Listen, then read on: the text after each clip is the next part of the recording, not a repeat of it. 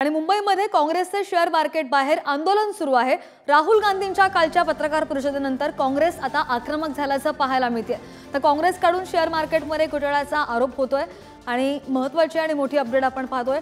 तर मुंबईमध्ये काँग्रेसचं शेअर मार्केट बाहेर हे आंदोलन सुरू आहे।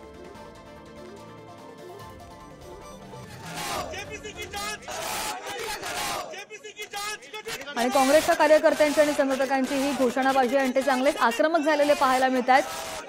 मुंबईमध्ये काँग्रेसचे शेअर मार्केट बाहेरचं हे आंदोलन सुरू आहे आणि तेच आपण लाईव्ह दृश्य ती पाहतोय।